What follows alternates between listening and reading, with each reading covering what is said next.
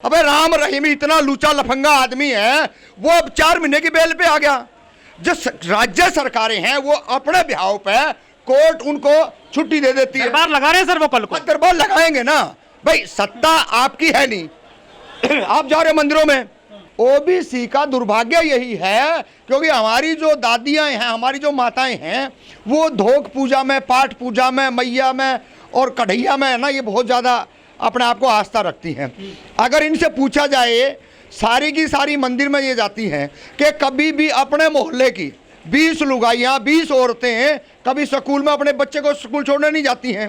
और एजुकेट करेंगे तो मंदिर से हटेंगे, घर में लाइब्रेरी होगी, और लाइब्रेरी होगी तो उस लाइब्रेरी में माता सावित्रीबाई फुले, ज्योतिबा फुले, बाबा साहब भीमराव अंबेडकर जी, तमाम हमारे महापुरुष हैं जिन्होंने मंडल आयोग की लड़ाई लड़ी हो।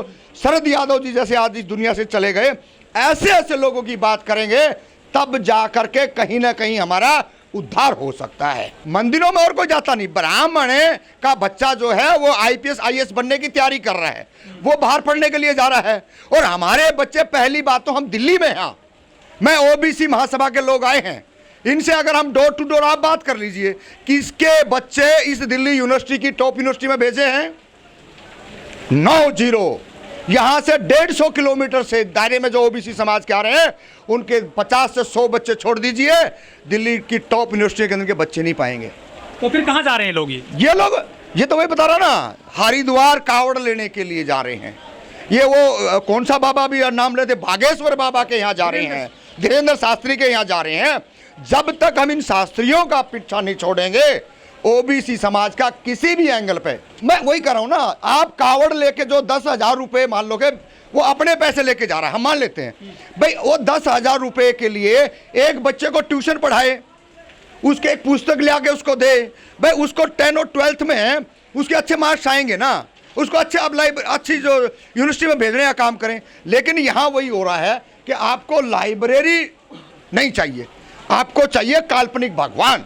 और जब तक आप काल्पनिक भगवान रखोगे तब तक आपका इसी तरीके से बेड़ा गर्क होने में कोई कमी नहीं है और होके रहेगा।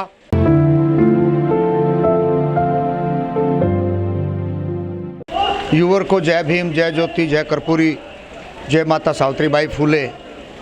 आज OBC महासभा का प्रोग्राम कंस्टिट्यूशन क्लब में रखा गया है। जो हमारे महापुरुष हैं, ज्योतिबा फुले, माता सावित्रीबाई फुले, फातिमा शेख, कर्पूरी ठाकुर, आज उनकी हम जयंती मनाने के लिए यहाँ इकट्ठित हुए हैं। और स्वाभाविक बात है, सभी लोग जानते हैं इस बात को कि जब जयंती मनाने के लिए इकट्ठे हुए हैं और पूरे देश से लोग आए हैं, तो जयंती मनाई गई है, बड़ी धूमधाम से मनाई गई है। बहुत सारे लोग, काफ़ी भारी संख्या में लोग आए हैं।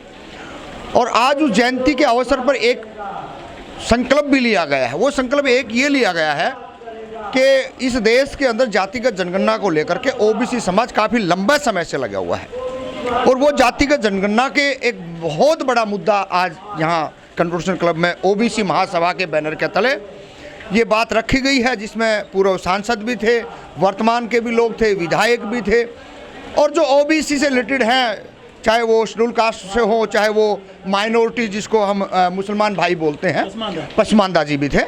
तो सभी का एक ही सुर था कि भाई किसी भी तरीके से आप इस देश के अंदर जातिगत जनगणना हो और इस देश में किसके पास कितनी धन संपत्ति है वो उजागर हो, राज किसके पास है। क्योंकि यहाँ देखिए सबसे ज़्यादा यही हो रहा है कि आप लोगों ने देखा होगा, जब हम राज की बात करते हैं तो ये काल्पनिक बाबाएँ निकल आते हैं। एक देवेंद्र शास्त्री जी बाबा है, कोई मध्य प्रदेश से ही है, और वो ऐसी ऊट पटांगे बातें करता देखते हैं।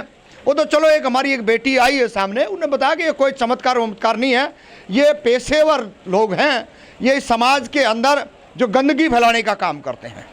तो वो जो गंदगी की जो बातें थी वो आज इस मंच से भी कही गई हैं, और आपके माध्यम से भी हम कह रहे हैं कि इस देश के अंदर OBC समाज जो है वो इस पाखंडवाद को छोड़े, इस पूजा पाठ को छोड़े, और खास करके जो OBC की जो महिलाएं हैं, टारगेट किया गया है। सीमा कुशवाहा जी हैं जो सुप्रीम कोर्ट की एडवोकेट, उन्होंने सीधा सीधा कहा है कि इस देश की महिलाएं जब तक अंधविश्वास और पाखंडवाद को नहीं छोड़ेंगी, OBC का भला होने वाला नहीं है। तो OBC महासभा का ये कहना था कि भैया आप जब तक अपने लोगों को, अपने बच्चों को आप काल्पनिक चीजें छोड़ दिए, इस देश के अंदर आईपीएस आईएएस अगर नहीं बनाएंगे तो आप कितनी ओबीसी की बात करते रहे, कितनी शेड्यूल कास्ट की बात करते रहे, कितनी माइनॉरिटी की बात करते रहे, आप कितनी राजनीतिक करते रहे। राजनीतिक में एक चीज तो हो सकती है, हमारे बीच में ओबीसी के नाम पर जो पूंजीपति जो लोग हैं, देखिए दोहरी है, बहुत कड़वी सच्चाई है, जो नेता बनने के इच्छुक हैं उन्हें कोई मतलब नहीं है हमारे बच्चों की शिक्षा से। हमारे बच्चे आईएएस बने, आईपीएस बने, नेतागिरी में आए, वो जो कुछ जो लोग हैं वो सीधा सीधा अपने एक राजनीतिक को आगे लेके आ रहे हैं। और हम उनको ये कहना चाहते हैं कि राजनीतिक में तो आप आगे चले जाओगे, बीजेपी, कांग्रेस, जेजेपी और सपा बसपा तमाम पार्टियां इस देश के अंदर वो आपको टिकट भी दे देंगी, सिंबल भी दे देंगी, आपको जिता भी देंगी, लेकिन आप उसके बंधुआ गुलाम होगे। जब तक इस देश के अंदर आपके आईपीएस आईएएस की कोचिंग का आप व्यवस्था नहीं करते, आप कितना ही इस देश के अंदर ओबीसी महासभा बन जाए, कितना ही कुछ बन जाए, आपका भला होने वाला नहीं है। इस मन से आप लोगों ने देखा भी होगा कि कैसे कैसे लोग हैं। अरे भाई, कम से कम है पहली लॉबी यही बनती है, पहला सिस्टम यही कहता है कि हम हमारे बच्चों को एजुकेट करें। लेकिन जो धीरेन्द्र शास्त्री जैसे जो बाबा हैं, इनके यहाँ तो बहुत बड़े पैमाने पर भीड़ जुट रही है आजकल। देखिए ये पाखंड जो है ना, आप अगर हम संघर्ष करेंगे, संघर्ष की लाइन पर चलेंगे तो उसमें बहुत ज़्यादा यात्राएं हैं, पुलिस का डर है, लोग इकट्ठे करना बहुत बड़ा एक कमाल का खेल है, लोगों को बैठा के रखना, उनके लिए चाय पानी की व्यवस्था करना बहुत बड़ा संघर्ष है, दूर दूर से उनको लेके आना, बड़ी लंबी सारी चीज़ें हैं। लेकिन धर्म तो बहुत आसान है। अरे आपको जो पाखंडी लोग हैं, जो इस देश के अंदर ब्राह्मणवादी व्यवस्था को स्थापित रखना चाहते हैं, उन्होंने वहां पे आपके दलिये की व्यवस्था, आपके हलवे और पूरी की व्यवस्था, और वो एक बात और मैं आपके माध्यम से तमाम उन लोगों को बताना चाहता हूं जो लोग ये कहते हैं ना ब्राह्मणवाद ही सबसे बड़ा सर्वोपरि है, मैं उन लोगों को बता देता हूं कि उन लोगों को पता है कमार, खाती, नाई, तेली, कुशवाहा, ये तमाम जो ओबीसी के लोग हैं, इनको बुलाने की जरूरत नहीं है। उनको पता है इधर कढ़ाई चढ़ा दो, इनके मोहल्ले में, इनकी चौपाल में, इनके कहीं आसपास मंदिर में इनकी भीड़ अपने आप आ जाएगी। इस बात को सोचना पड़ेगा हम लोगों को। तो क्या मंदिरों में इन्हीं की भीड़ लग रही है? हाँ बिल्कुल। लेकिन जांगड़ा जी, आप जो है हिंदू धर्म को सबसे ज्यादा निशाने पर लेते हो, पाखंड तो और धर्मों में भी है ना? देखिए और धर्मों में पाखंड है, बिल्कुल मानते हैं। उनका एक एक गॉड है ईसाइयों का, खान साहब मुसलमानों में चले जाइए, उनका एक है।